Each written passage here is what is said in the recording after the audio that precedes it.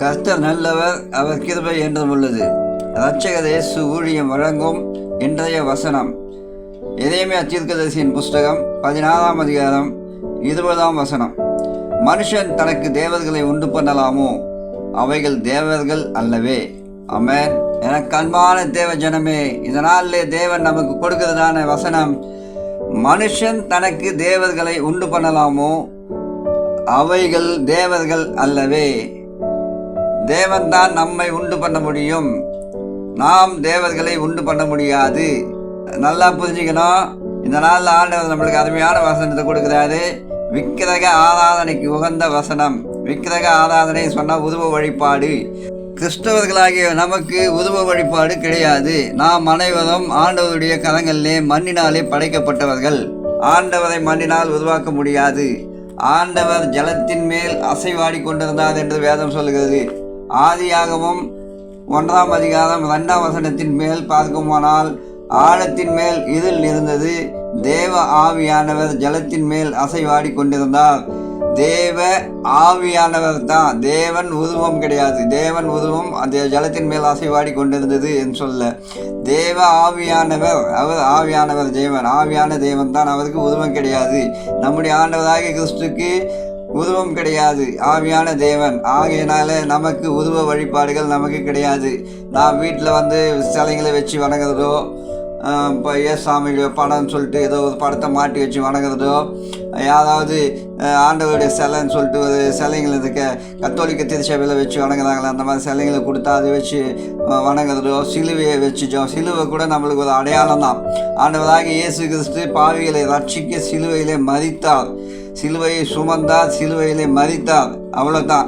சிலுவை நம்மளுக்கு வச்சு ஜெபம் பண்ணுறதுக்கோ பூஜை பண்ணுறதுக்கோ நம்மளுக்கு சிலுவை ஒரு உருவம் கிடையாது. சிலுவை நம்மளுக்கு ஒரு வழிபாட்டு அடையாளம் கிடையாது. அது நம்மளுக்கு ஆண்டவராக இயேசு கிறிஸ்து நம்முடைய பாவங்களை சிலுவையிலே சுமந்து தீர்த்தார். அது ஒரு அடையாளம் தான், அது ஒரு ஞாபகம் மட்டும்தான். சிலுவை கூட நம்மளுக்கு உருவ வழிபாடு கிடையாது. நல்லா புரிஞ்சுக்கணுங்க. அடுத்து யோவான் எழுதின சுவிசேஷம் 1ஆம் அதிகாரத்தில் பார்ப்போமானால், ஆதியிலே வார்த்தை இருந்தது, அந்த வார்த்தை தேவனிடத்தில் இருந்தது, அந்த வார்த்தை தேவனாய் இருந்தது. பிரியமானவர்களே, ஆதியிலே வார்த்தை மட்டும்தான் இருந்தது. தேவன் எங்கே இருக்கிறாரு, எப்படி இருக்கிறாரு, யாருக்கும் தெரியாது. ஆதாமுக்கும் தெரியாது, ஏவாளுக்கும் தெரியாது. அவருடைய வார்த்தையை மட்டும்தான் கேட்குறாரு. ஆதாமே, நீ எங்கே இருக்கிறாய், அந்த வார்த்தையை மட்டும்தான் கேட்குறாரு. ஆதியிலே வார்த்தை இருந்தது, அந்த வார்த்தை தேவனிடத்தில் இருந்தது, அந்த வார்த்தை தேவனாய் இருந்தது. அந்த வார்த்தை தேவனிடத்தில் இருந்தது அப்படின்னா, அப்போ தேவன் எங்கே? ஏதேன் தோட்டத்தில் மரத்து மேலே உக்காந்து ஆதாமை கூப்பிட்டாரா, செடி மேலே உக்காந்து ஆதாமை கூப்பிட்டாரான்னு சொல்லிட்டு அர்த்தம் கிடையாது. தேவனிடத்தில் இருந்ததுன்னா தேவனிடத்தில் இருந்தது, ஆனால் அந்த வார்த்தை தான் தேவன். நல்லா புரிஞ்சுக்கணும். அந்த வார்த்தை தான் தேவன். ஆதாமே, நீ அங்கேயே இருக்கிற சொல்கிறாருன்னா அந்த வார்த்தை தான் தேவன். அந்த வார்த்தை தேவனிடத்தில் இருந்து தான் வருது. ஆவியானவர் ஜலத்தின் மேல் அசைவாடி கொண்டிருந்தார். ஆதாமை படைச்சு போல ஆவியானவராகவே இருக்கிறார். நம்முடைய தேவனுக்கு உருவம் கிடையாது. பிரியமானவர்களே, இந்த அதிகாரத்திலும் 16ஆம் அதிகாரத்திலும் நன்கு புரிந்து கொள்ள வேண்டும். உருவ வழிபாடோ சிலை வழிபாடோ விக்கிரக ஆராதனை செய்கிறவர்களுக்கோ என்ன செய்வார் என்பதை தேவன் என்ன செய்வார் என்பதை தெளிவாய் பார்ப்போம். 18ஆம் வசனம் 19ஆம் வசனம். முதலாவது நான் அவர்களுடைய அக்கிரமத்துக்கும் அவர்களுடைய பாவத்துக்கும் இரட்டிப்பாய் நீதியை சரி கட்டுவேன். பிரியமானவர்களே, உருவ வழிபாடு செய்தவர்களுக்கு இரட்டிப்பாய் நீதியை சரி கட்டுகிற தேவன் நம் தேவன். ஆவியான தேவனுக்கு ரூபம் ஒன்றும் இல்லையே, ரூபம் இல்லை ஆதலால் சுரூபம் ஒன்றும் இல்லையே. உருவமே கிடையாது நம்ம தேவனுக்கு. அப்போ எப்படி நம்ம உருவத்தை ஒரு சிலையாக செய்து வைக்க முடியும்? நம்முடைய தேவன் ஆவியானவர் தான், அவருக்கு உருவம் கிடையாது. உருவம் எதனா ஒரு உருவம் இருந்தால் தான் நம்ம சிலை செய்து வைக்க முடியும். உருவமே இல்லாத தேவனுக்கு நம்ம எப்படி உருவத்தை செய்து வைக்க முடியும்?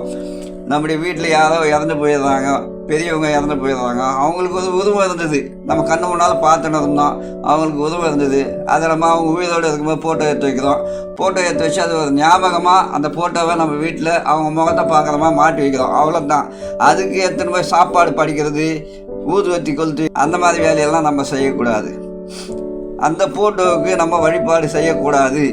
அந்த ஃபோட்டோவை நம்ம அப்பா, நம்ம அம்மா, நம்ம மாமா, நம்ம தாத்தா அப்படி சொல்லிட்டு நம்ம அந்த ஞாபகத்தில் மாட்டி வைக்கணுமே ஒழிய, அவங்க ஞாபகம் வரும்போது அந்த முகத்தை பார்க்கணுமே ஒழிய, அதுக்கு நம்ம போய் தொட்டு கும்பிடுறதோ சாப்பாடு படிக்கிறதோ, சாப்பாடு படித்தா அவங்க சாப்பிட போகிறாங்களா? இல்லை. உயிரோடு இருக்கும்போது, அவங்களுடைய கடைசி காலத்தில் இருக்கும்போது அவங்கள நல்லா பார்த்துக்கணும். அவங்க என்னென்ன பணிவிடை செய்யணுமோ அந்த பணிவிடையை நீங்கள் செய்யுங்கள். அவர்கள் உயிரோடு இருக்கும் பொழுது அவர்களுக்கு பராமரிப்பு கொடுங்கள், அவர்களை ஆதரியுங்கள். அவர்களுக்கு கொடுக்கிற ஒவ்வொரு ஆறுதலும், அவர்களுக்கு கொடுக்கிற ஒவ்வொரு ஆகாரங்களும், அவர்களுக்கு செய்கிறதான நீங்கள் செய்கிறதான பணிவிடைகள், முதியோர்களுக்கும் உங்கள் பெற்றோர்களுக்கும் நீங்கள் செய்கிறதான பணிவிடைகள் ஆண்டவருடைய சமூகத்திலே கணக்கில் வைக்கப்படும்.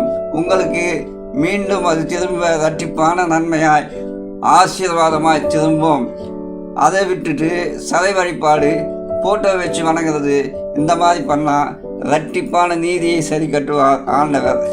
அவர்கள் என் தேசத்தை தீட்டுப்படுத்தி என் சுதந்திரத்தை ஷீ என்று படத்தக்க ஆட்டமான விக்கிரங்களாலே நிரப்பினார்கள். ஆம் பிரியமானவர்களே, ஷீ என்று அருவருக்கப்படத்தக்க காரியங்களில் நாற்றமான விக்கிரகங்களாலே, விக்கிரகங்கள் கிறிஸ்தவர்களாகி நம்ம நல்லா புரிஞ்சுக்கணும். விக்கிரகங்கள் நம்ம வீட்டில் இருந்தால் அது சீன அருவருக்கப்படத்தக்க காரியம். நல்லா புரிஞ்சுக்கணுங்க. நாற்றமான விக்கிரகம் சொல்கிறாருங்க. நாற்றமான விக்கிரகம், விக்கிரக வழிபாடு தயவு செய்து யார் வீட்லையாவது இந்த சிலை வச்சு வணங்குறதோ, ஏசாமின்னு ஒரு படத்தை கொடுத்துருப்பாங்க, அந்த படத்துங்களை மாட்டி வச்சு வணங்குறதோ, அந்த மாதிரி தான் தயவு செய்து வெளியே போட்டுருங்க. 19ஆம் வசனம், என் பெலனும் என் கோட்டையும் நெருக்கப்படுகிற நாளிலே என் அடைக்கலமாகிய கர்த்தாவே, புறஜாதிகள் பூமியின் கடையாந்தரங்களிலிருந்து உம்மிடத்தில் வந்து மெய்யாகவே எங்கள் பிதாக்கள் பிரயோஜனமில்லாத பொய்யையும் மாயையும் கைப்பற்றினார்கள் என்பார்கள்.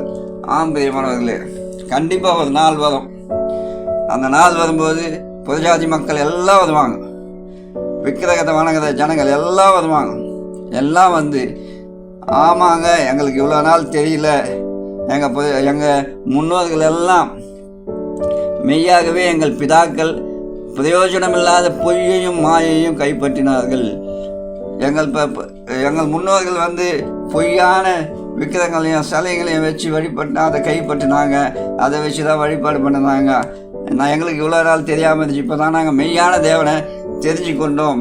மெய்யான தேவன் ஜீவனுள்ள தேவன், அவருக்கு உருவம் இல்லை என்று அப்பொழுது அவர்கள் சொல்வார்கள். புரியாதி மக்கள் கடையாந்தரங்களிலிருந்து வந்து உம்மிடத்தில் வந்து மெய்யாகவே எங்கள் பிதாக்கள் பிரயோஜனமில்லாத பொய்யையும் மாயையும் கைப்பற்றினார்கள் என்பார்கள். ஆம் பிரியமானவர்களே, கடைசி வசனம் 21ஆம் வசனம், ஆதலால் இதோ இப்பொழுது நான் அவர்களுக்கு தெரிய பண்ணுவேன், என் கரத்தையும் என் பலத்தையுமே அவர்களுக்கு தெரிய பண்ணுவேன், என் நாமம் யெகோவா என்று அறிந்து கொள்வார்கள். ஆமென். ஆம்பரியமானவர்களே, அவங்க வந்து எப்போ பொய், இதெல்லாம் உண்மை கிடையாது, விக்கிரக ஆராதனைலாம் தப்பு, சிலை வழிபாடெல்லாம் தப்புன்னு தெரிஞ்சுக்கிட்டு வந்து எப்போ அறிக்கைட்டுறாங்களோ அப்போ ஆண்டவரையே தெரியப்படுத்துவார். அவர்களுக்கு தெரிய பண்ணுவேன், கர்த்தராகிய ஆண்டவரே அப்பொழுது தெரியப்படுத்துவார். என் கரத்தையும் என் பலத்தையுமே அவர்களுக்கு தெரியப்படுத்துவேன். எதை தெரியப்படுத்துவார்னா, அவருடைய கரத்தையும், அவருடைய கரம் எப்பேற்பட்ட கரம், ஆசீர்வதிக்கிற கரம், அவருடைய பலன் எப்பேற்பட்ட பலன் என்பதை அவர் தெரியப்படுத்துவார். அவருடைய நாமம் யெகோவா என்பதாகும். மிருகத்தையும் சிலையையும் கல்லையும் மண்ணையும் வணங்குறவங்களை பார்க்கும்போது நம்மளுக்கு மனசு கஷ்டமாக இருக்கும். ஆனால் அதுக்கெல்லாம் ஒரு முடிவை ஆண்டவர் உண்டு பண்ணுவார். அதுக்கு ஒரு நாளை ஆண்டவர் தெரிய வச்சிருக்கிறார். ஆண்டவர் நாளை அவருடைய பலத்தையும் அவருடைய கரத்தையும் ஆண்டவர் தெரியப்படுத்தும் போது அவங்க எல்லாமே கர்த்தர்தான் யெகோவா என்பதை அறிந்து கொள்வார்கள். நாம் கவலைப்பட தேவையில்லை. அதுக்காக ஒரு நாள் வரும். அந்த நாளில் விக்கிரகங்களில் வணங்குறவங்க எல்லாருக்கும் ஒரு பாடம் வரும். அந்த நாளில் யெகோவா தேவன் என்பதை அறிந்து கொள்வார்கள். கர்த்தர் தாமே அந்த நாளை சீக்கிரத்திலே நிறைவேற்றுவதாக. விக்கிரக ஆராதனைகள் தேசத்தில் இல்லாமல் அழிக்கப்படுவதாக. உண்மையான தெய்வம், ஜீவனுள்ள தேவனை ஜனங்கள் அறிந்து கொள்வார்களாக. கர்த்தர் தாமே அந்த வசனங்களை ஆசீர்வதித்து காப்பாராக. ஆமேன்.